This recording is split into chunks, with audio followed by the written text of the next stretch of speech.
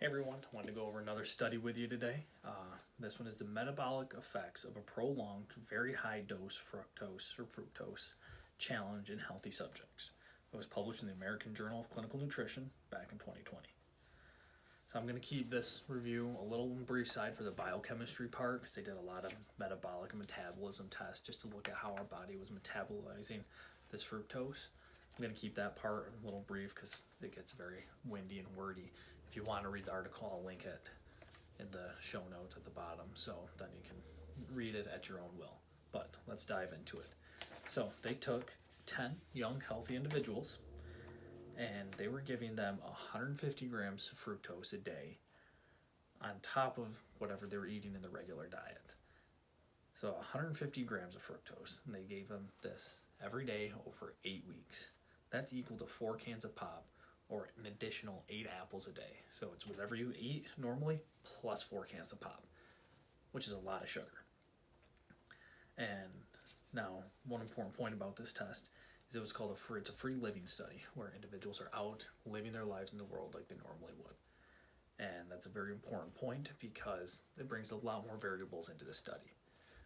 So the very best nutrition studies are what are called inpatient studies, where people are actually at a facility and everything they eat is being controlled by the researchers.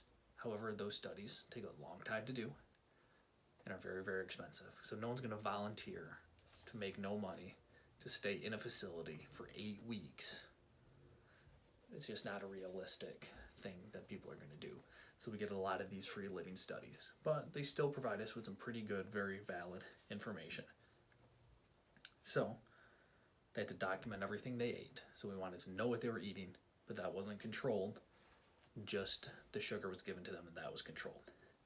All of the tests that they did, all their metabolic tests, were done after an overnight fast. So they didn't eat overnight, then they did all their tests. Which is a good thing to see, which means they standardized when they were taking, how they were taking their test. So it was consistent across every subject before and after the intervention, which is really nice to see. So they did a good job with that. So let's get into the test. So despite the additional 150 grams of sugar, the fructose, their BMI, their body mass index, how much they weighed by their height, didn't actually change, and it actually slightly decreased. So that means there's no actual significant change in how much they actually took in. So this is what we get to call calorie stable. That when we count how much the person should be eating for how much they did, they actually self-regulated without even thinking about it. So through their appetite patterns that they ate less food compared to when they were before. So they were actually calorie stable, which is kind of nice to see.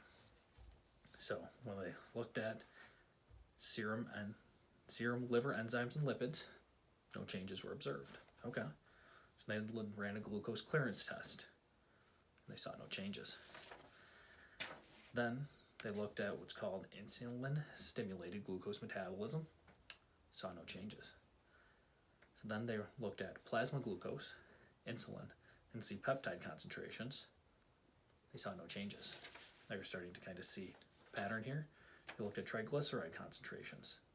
They saw no changes. They looked at lipid and glycogen content in the liver and skeletal muscle, and they saw no changes. And they wanted to also, on top of skeletal muscle, liver function, they wanted to look at heart function. So they looked at systolic myocardial function. Once again, they saw no changes. Then they pulled their data apart and said, let's double check to see if there's any difference in the two biological sexes, XY versus XX. They saw no changes. So the end result of this study is 8 weeks of a high fructose, 150 grams, in a calorie stable position, saw no changes in liver or skeletal muscle lipid concentration or glycogen, saw no changes in skeletal muscle insulin sensitivity or plasma glucose, insulin, C-peptide, or triglycerides. So essentially meaning fructose itself is not inherently bad when it comes down to its metabolism. It is simply very common in our diet because it's very cheap, because it primarily comes from corn, high fructose corn syrup, and it's a bad rep because it's in a lot of things, and people like to pick out certain things to be bad. But at the end of the day, when it comes down to the metabolism of fructose in our bodies, there's nothing inherently bad about it. It doesn't inherently have any negative side effects for itself in a calorie stable in a healthy individual. So that's the kind of end result of this study. Use it to your best ability and take care.